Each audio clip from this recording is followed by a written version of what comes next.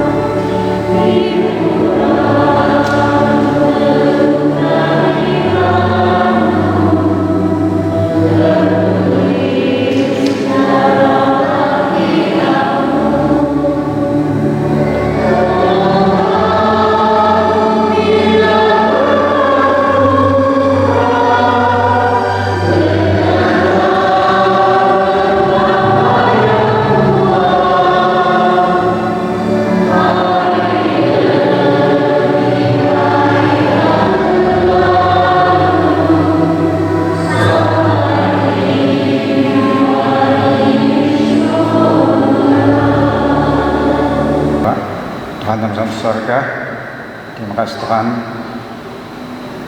Tamangan mahai sangadan katalib sadapun labaina makaikat aku yaitu ada sembahyang mai belajar di firman Tuhan. Terima kasih Tuhan, ampunan yang matadengsan dosa kelemahan mahai, salam dan peneduhan hari perintah Tuhan. Terima kasih Tuhan, damat dari iti sedapun na bayna malaikat no beserta kemadahay roh cucin lagi bekerja salam ginawa masing-masing supaya secara ekonomi pelajaran tahapan hamba sedapun bayna aratian hari mengigit kegiatan iman hai masing-masing Tuhan. Karena lagi pembicara sedapun na bayna Parakat istimewa akan kemadau supaya beliau Columbus di pelajaran yang tersedia buat insan mahal. Terima kasih Tuhan. Nako serta mahal salam acara dari sekolah bayna. Insan ini timan pesaraha mulai tanakmu tajus dahai. Amin. Sampaikan pada Yesus.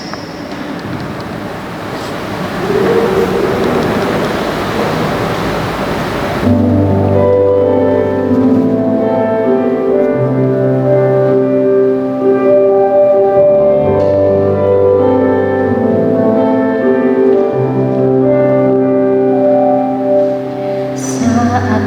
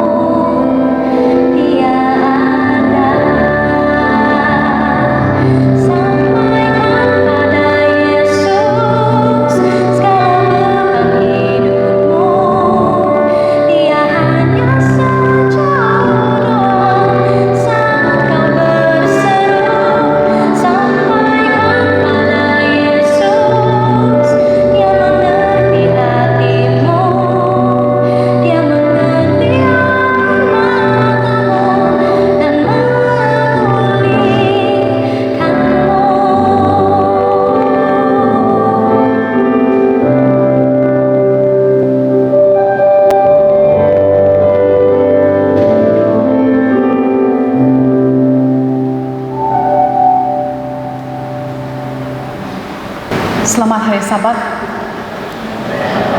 Kita coba sekali lagi. Selamat hari Sabat. At least saya tahu saya bukan satu orang di sini. Saya tahu cuaca di luar itu sejuk, oke? Tapi biarlah kita harap kita semua akan rasa selesa juga dalam gereja. Terima kasih atas peluang ini sekali lagi dapat bersama-sama dengan anggota gereja di Kapak. Dan pada malam ini kita akan sambung dengan apa yang telah kita pelajari pada hari pertama, yaitu celebration, ya, perayaan. Dan sebelum itu, mari kita tunduk kepala dan kita akan berdoa sekali lagi. Gracious Father in heaven, we thank you for these wonderful hours that we can come together on this wonderful Sabbath day to learn together what you have installed for us. May you open our hearts and our mind as we learn together this evening, Lord. May you instill in our hearts that the willingness to be more like you. In Jesus' name we pray. Amen. Oke, kita ulang sedikit saja. Yang hari pertama, apa yang telah kita pelajari? Yang pertama, pilihan, choices. Yang kedua, ingatkah? Kedua apa? Bersenam? Is it? Ketiga, L.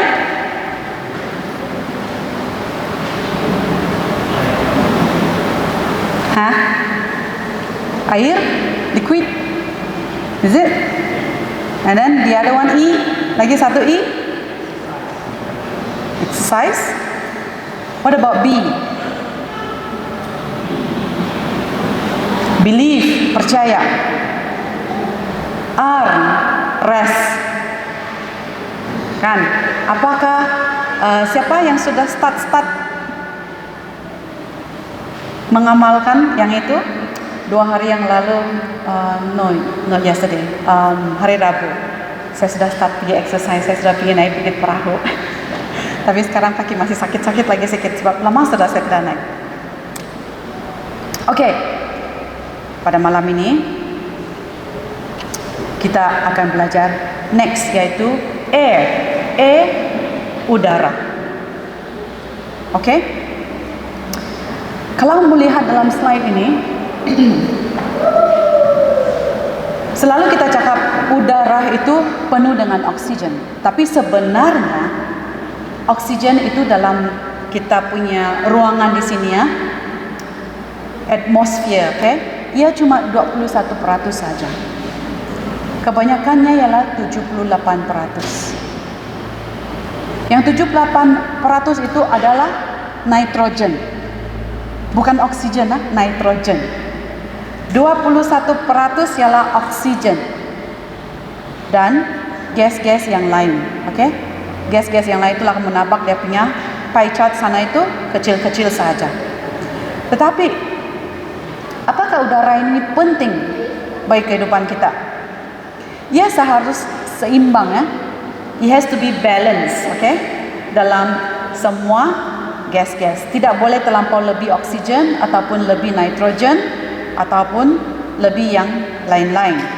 Sekiranya dia kurang, ia memberi kesan yang buruk. Sekiranya kekurangan itu jangka masa yang panjang.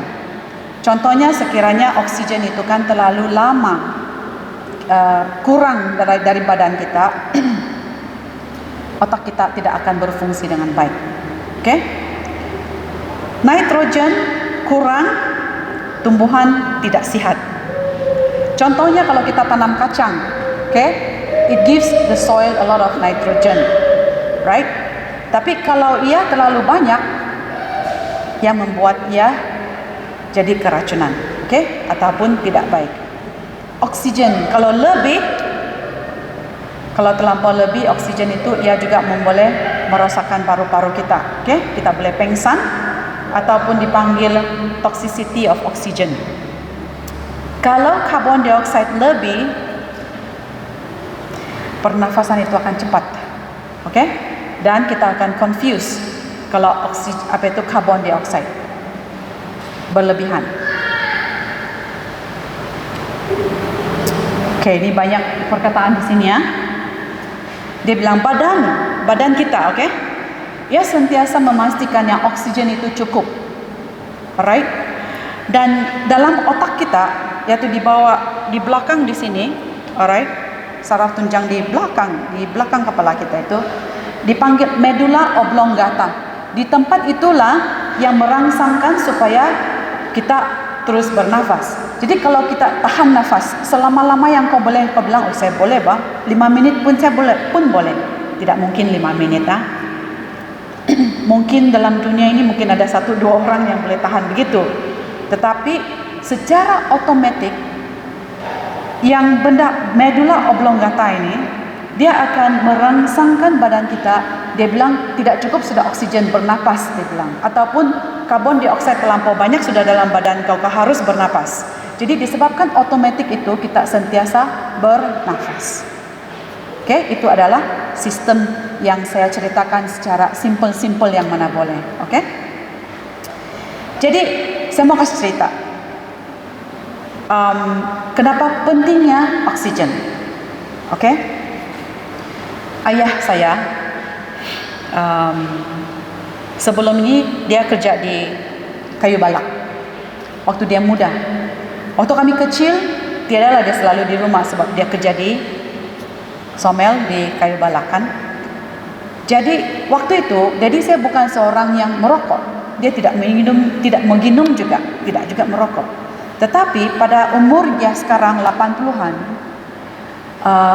tahun lalu lah yang teruk, dia telah didiagnose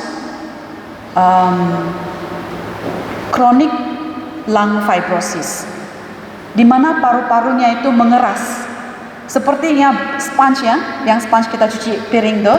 Waktu dia baru kan dia sangat spongy kan, tetapi apabila sudah lama dipakai dan itu sponge yang lama kamu pegang itu kan dia keras-keras.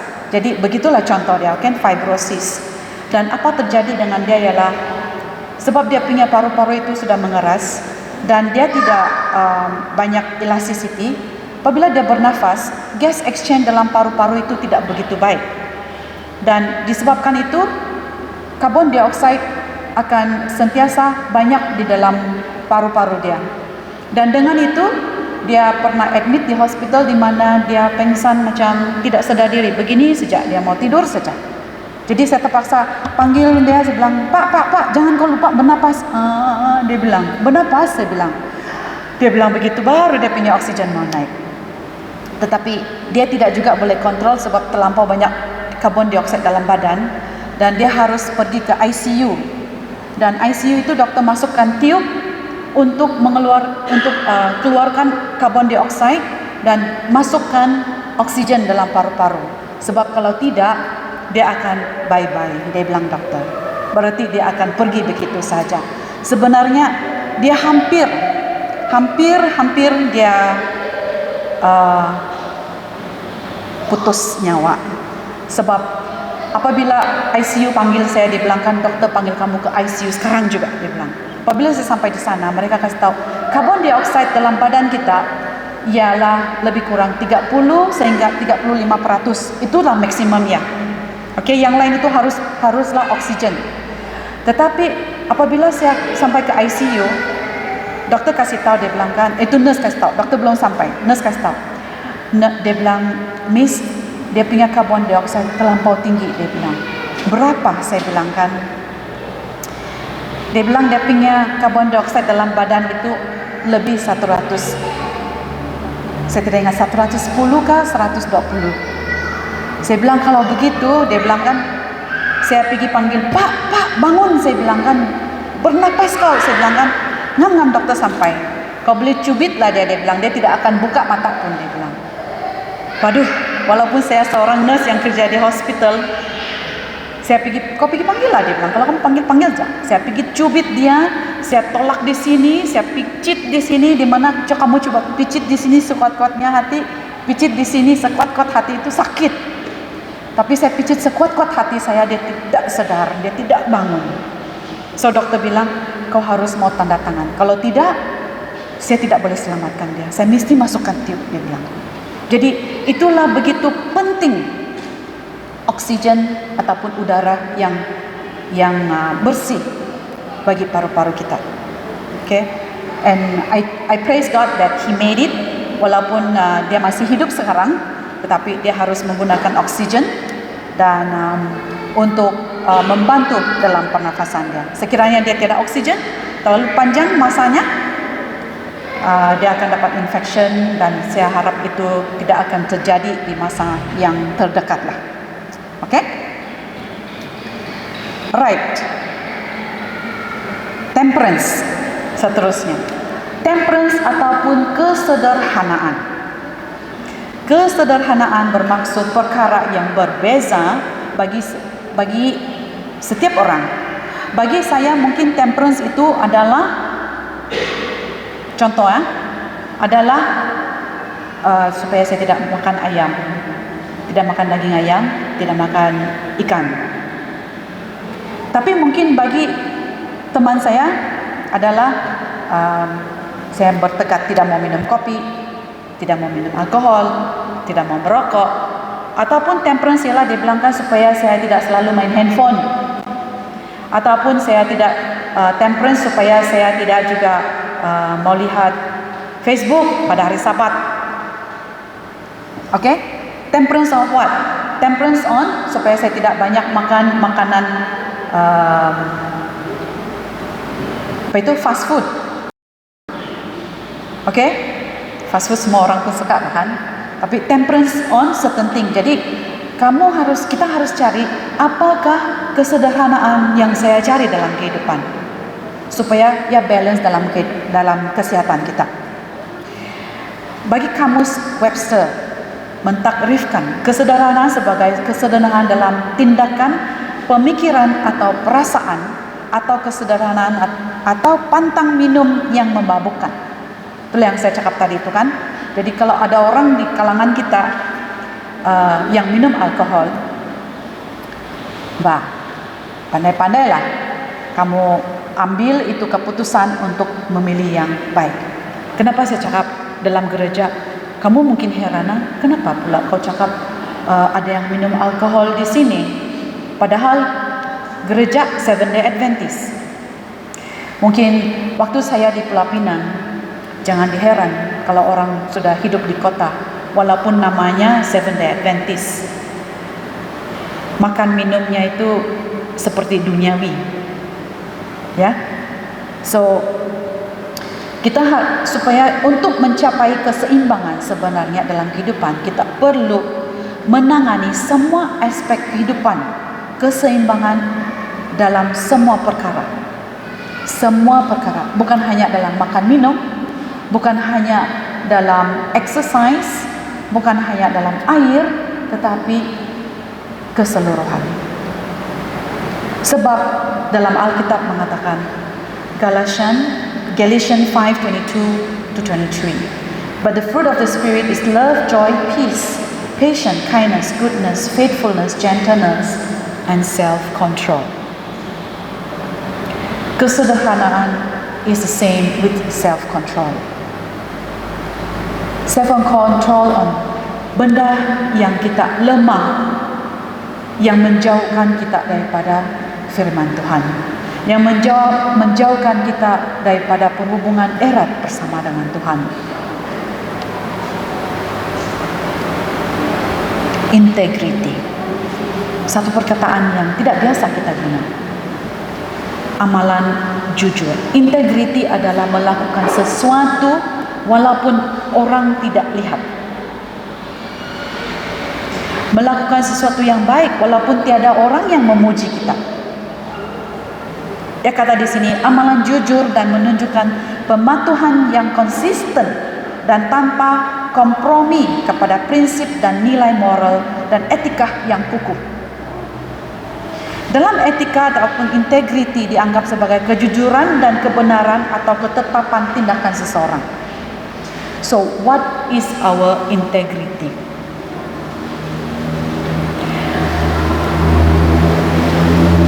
Apabila anak-anak muda yang bekerja di luar, apabila baru mau start kerja di luar, Di kampung mungkin kita belajar quality yang bagus. Tapi apabila kita ke kota, banyak cabaran di situ. Bukan saja anak-anak muda, sedangkan orang yang sudah dewasa juga. Apabila kita menghadapi dengan masalah ataupun cabaran-cabaran dalam kehidupan, kadang-kadang tabiat yang baik itu susah kita mau memupuknya. Tetapi kita harus ingat, integrity it is very important, sangat penting dalam kehidupan kita setiap. Dalam Alkitab mengatakan, Proverbs 10 verse 9, siapa bersih kelakuannya, aman jalannya. Tetapi siapa berliku-liku jalannya akan diketahui. So if you are not being honest, ataupun kau tidak dapat melakukan sesuatu dengan baik dan sentiasa boleh bah dia bilang, nanti bah dia bilang, ataupun melakukan sesuatu yang tidak jujur, akhirnya padah juga yang kita terima.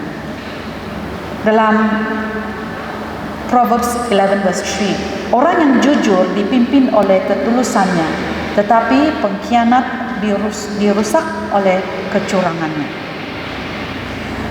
Apabila kita melakukan sesuatu yang tidak baik dengan orang lain, keburukan itu akan balik kepada kita. Seperti orang bilang karma, dia bilang kan. Tapi janganlah kita percaya kepada karma, tapi kita mendirikan integriti itu sentiasa kita lakukan yang jujur. Sebab itulah ajaran Tuhan kepada kita kan, sentiasa jujur. Right? Next, optimism. Apa ini optimism? Sikap melihat semua hal dalam aspek yang positif. Dalam kehidupan kita setiap hari dan pada waktu sekarang, apakah kita boleh berpositif sentiasa? COVID-19 melanda. Pekerjaan kena buang kerja, ada yang kena buang kerja sebab dia bilang, "Oke, saya tidak dapat mau teruskan sebab sudah begitu lama tidak buka kedai, tiada peruntukan yang masuk. Jadi terpaksalah saya kasih retrench," dia bilang. Mau kasih kurang itu pekerja, dia bilang. Dan macam mana dengan dia bilang kais pagi makan pagi, kais petang makan petang. Berarti kalau kau dah pergi kerja adalah, kalau tidak pergi kerja tiada no. Kalau dengan keadaan begitu, macam mana lagi kita mau berpikiran positif? Susah kan? Waktu kita pergi kerja, saya tidak suka pasana tempat kerja, dia bilang.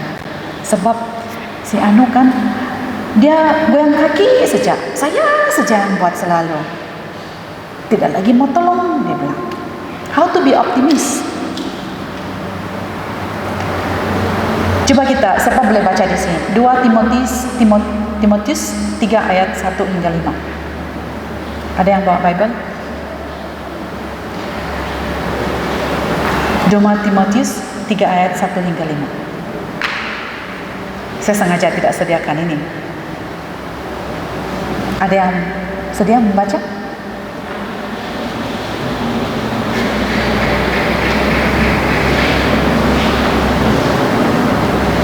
Siapa yang ready? Kau boleh berdiri dan baca. 2 Timothy chapter 3 verse 1 to 5. 2 Timotius pasal 3 ayat 1 hingga 5 mengatakan, ketahuilah bahwa pada akhir zaman akan datang suatu masa yang sukar. Manusia akan menjadi pencinta diri, pencinta uang, bercakap besar, berlagak bongkar, mencaci maki, enggan terhadap ibu bapa, tidak bersyukur, tidak suci, tidak mengasihi, tidak mengampuni, suka memfitnah, tidak menguasai diri, buas dan membenci kebaikan, khianat, bohong, angkuh, serta lebih mencintai kesemenuhan daripada mengasihi Allah. Mereka menjalankan kewajiban agama, tetapi menyangka kuasanya. Jauhilah orang-orang sedemikian. Terima kasih. Kita sudah mendengar tadi bacaan tadi. Apakah dunia sekarang bersama dengan apa yang dikatakan dalam ayat tadi? Sama kan? One way or another. Kita suka ataupun tidak. Begitulah kita punya dunia sekarang. Dalam Efesus 4 ayat 9 mengatakan, janganlah ada perkataan kotor keluar dari mulutmu, tetapi pakailah perkataan yang baik untuk membangun di mana perlu, supaya mereka yang mendengarnya beroleh kasih karunia. Walaupun kucar-kacir dunia kita,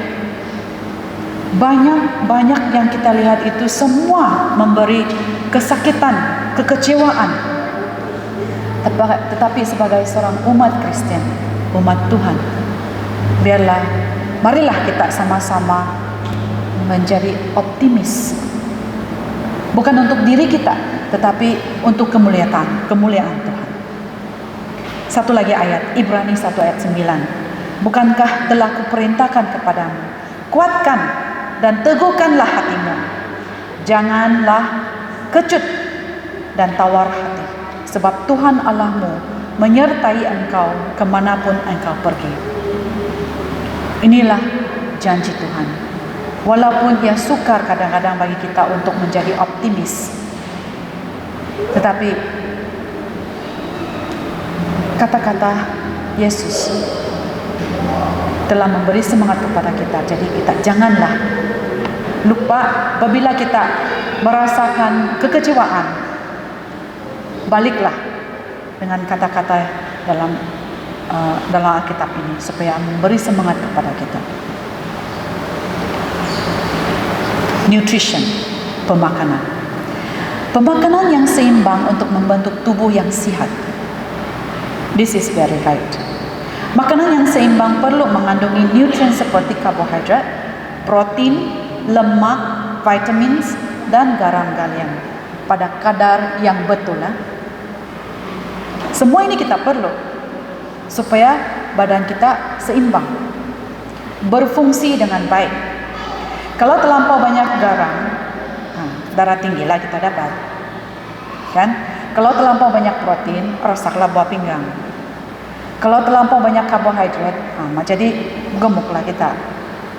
Kalau terlampau banyak vitamin, tidak bagus juga. Yang sehat jadi tidak sehat. Kalau terlampau banyak lemak, heart attack juga kita boleh dapat, sebab tersumbat kita punya saluran darah. Ya. So, 1 Korintus 6 ayat 19 sampai 20. Atau tidak tahukah kamu bahwa tubuhmu adalah baik Roh Kudus yang diam di dalam kamu, Roh Kudus yang kamu peroleh dari Allah, dan bahwa kamu bukan milik kamu sendiri. Sebab kamu telah dibeli dan harganya telah lunas dibayar. Karena itu muliakanlah Allah dengan tubuhmu. Kenapa kita mau sihat? Disebabkan saya suruh kamu sihat? Ataupun dokter yang suruh kamu sihat? Ataupun kita mau sihat disebabkan kita mau memuliakan Tuhan dengan tubuh badan kita? Sebab badan ini Tuhan berikan, Dia kasih pinjam sementara kita hidup dalam dunia ini. Apakah Dia memberitahu kita, kau masuk sejak apa sajalah yang kau suka, dia bilang, supaya kau bergembira, supaya berpanjang umur, dia bilang. Let's see. Kejadian 1 ayat 29. Berfirmanlah Allah, lihatlah, aku memberi kepadamu segala tumbuh-tumbuhan yang berbiji dan seluruh bumi, di seluruh bumi, dan segala pohon-pohonan yang buahnya berbiji, itulah akan menjadi makananmu. Ini adalah ayat yang Tuhan berikan waktu Dia memberitahu kepada Adam. Inilah makanan yang saya syorkan. Mungkin ada yang bertanya dalam diri kita, tidak juga masalah kalau saya makan ayam, tidak juga masalah kalau saya makan ikan, tidak juga haram. Ya memang lama tidak haram. But kalau kita mau tubuh yang sehat, back to basic, dibilang, inilah recommendation. Ya, saya berdiri di sini bukan mau kasih tahu jangan kau makan ayam lagi ya, jangan kau makan ikan, jangan kau makan ini, jangan makan itu. Bukan, itu bukan tujuan saya. Tetapi tujuan saya adalah supaya kita semua sehat dan kita boleh bekerja untuk Tuhan. Sekiranya kita sakit-sakit, macam mana kita mau menceritakan kasih Yesus dalam kehidupan kita? Sebab kita adalah kesaksian berjalan, a walking witness to everywhere we go. Matius 4 ayat 4. Tetapi Yesus menjawab, ada tertulis, manusia hidup bukan dari roti sahaja, tetapi dari setiap firman yang keluar dari mulut Allah. Selain daripada kita makan dengan sehat, kita harus juga makan makanan rohani. Walaupun saya berdiri di depan di sini, saya tidak berani mengatakan kehidupan kerohanian saya itu sangat-sangat baik.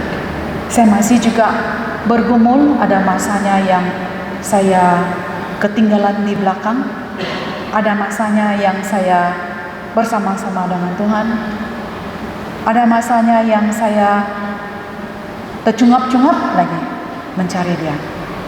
Ini adalah lumrah kehidupan seorang yang berdosa. Tetapi apapun, janganlah kita lupa, apabila kita sudah kebelakangan itu, janganlah kita lupa, ingat Tuhan, stretch out your hand and ask for help. Sebab Tuhan telah berjanji, apabila kita memanggil, Dia tetap akan dengar. Last but not least, social support ataupun sokongan sosial. Telah kita pelajari semua yang kita sebut tadi. Tetapi kita masih juga manusia yang lemah. Kita memerlukan sesama yang lain. Kita sokong sesama yang lain. Menurut ahli psikologi Sheldon Collen, sokongan sosial mempunyai kesan langsung dan tidak langsung. Kesan langsung menguntungkan kedua-dua pemberi dan penerima. Sokongan sosial dan boleh diukur dengan membandingkan kumpulan yang menerima dan tidak menerima sokong tersebut. Apabila kita melihat teman kita ataupun saudara-saudari kita yang menghadapi masalah, ayo kita berikan sokongan sesama sendiri. Menyokong satu sama yang lain membantu kita menghadapi tekanan. Adalah penting untuk menyadari bahwa kita boleh menjadi musuh terburuk kita sendiri dengan menolak sokongan orang lain. Sikap kita mungkin mempengaruhi cara kita bertindak balas terhadap usaha orang lain untuk menyokong kita. Kalaulah kita membuat sesuatu ataupun kita rasa tertekan, stres, ataupun ada masalah yang kita hadapi, janganlah bilang saya tidak mau cakap dengan orang. Tapi apabila kita mau cakap dengan seseorang itu, kita pilihlah siapa yang kita boleh beritahukan. Dalam 1 Tesalonika 5 ayat 11 mengatakan, karena itu nasihatilah seseorang akan yang lain dan saling membangunkan kamu seperti yang memang sudah kamu lakukan. We ought to lift each other up, not to tear each other down. Kalaulah kita nampak teman kita dalam gereja, ada masalah dalam keluarga. Apakah kita cakap di belakang? Itulah dia itu kan, tidak mau dengar cakap, dia bilang. Sudah kasih tahu, tidak mau juga dengar. Padahal muka dia bilang, janganlah begitu. Biarlah kita berdoa dan beri sokongan.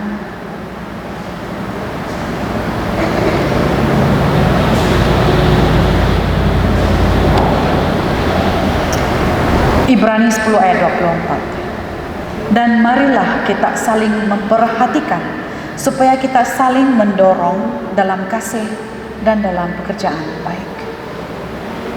Dalam Testimony to Minister, page 500 and 502, dia mengatakan begini, marilah kita menghargai semangat keyakinan dalam hikmat saudara-saudara kita. Berkait dengan pelayanan Tuhan, kita secara individu harus menyadari bahwa kita adalah bagian dari keseluruhan besar.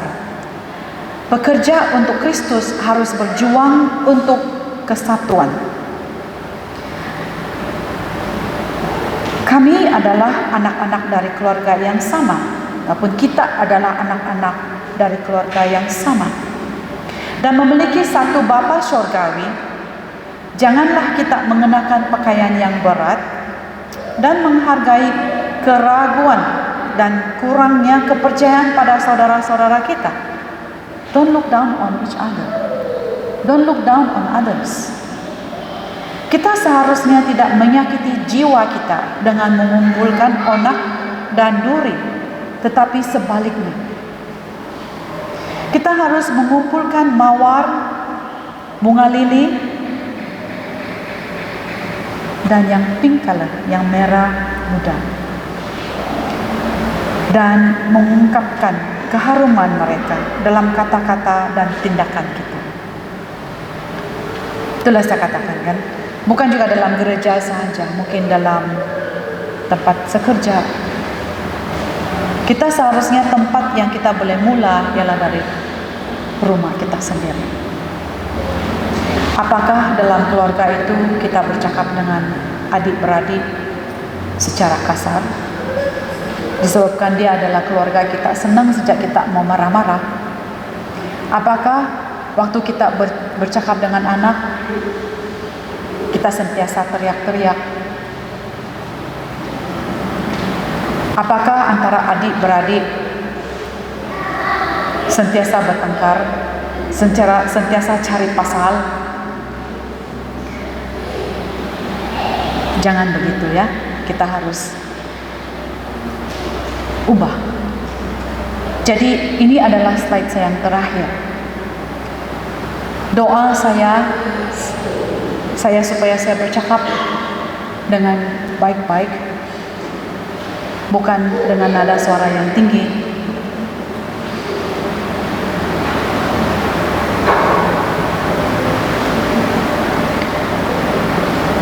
Coba kita tanya diri kita sendiri.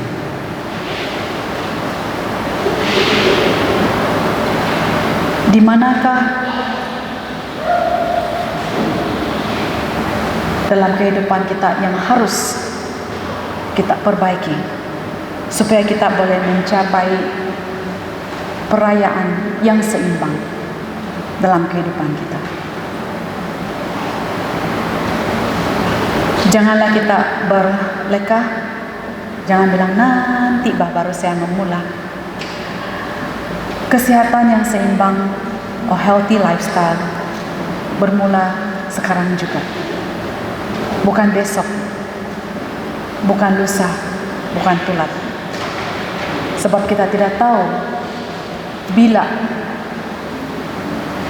masa itu akan berhenti. Kalau kita ada perhubungan yang tidak berapa baik dalam keluarga, kita aturkan itu supaya kita semua berbaik-baik. Itu adalah doa saya bagi kita semua, begitu juga dengan diri saya sendiri. Mari kita berdoa. Bapa di kerajaan surga, terima kasih atas pelajaran yang telah Engkau sediakan. Engkau yang tahu pergumulan dalam kehidupan setiap kami di sini. Ada yang bergumul dari segi kesehatan, dari segi kerohanian, dari segi fisikal, dari segi sosial. Dan banyak lagi yang kami tidak dapat sebut satu persatu. Tapi pada waktu ini, Bapa, saya ingin menjemput Roh Suci untuk tinggal dalam setiap kehidupan kami, supaya kami senantiasa memanggil bantuan dari Roh Kudus untuk memimpin, supaya kami dapat mencapai kehidupan yang Engkau inginkan kami lakukan. Biarpun di mana kami berada, biarlah Bapa juga sentiasa memimpin setiap langkah, setiap perkataan yang keluar dari biarlah ia memberi satu dorongan di antara keluarga di gereja Kapal. Terima kasih Bapak karena mendengar doa ini. Semua ini saya serahkan dalam nama Yesus Juru Selamat.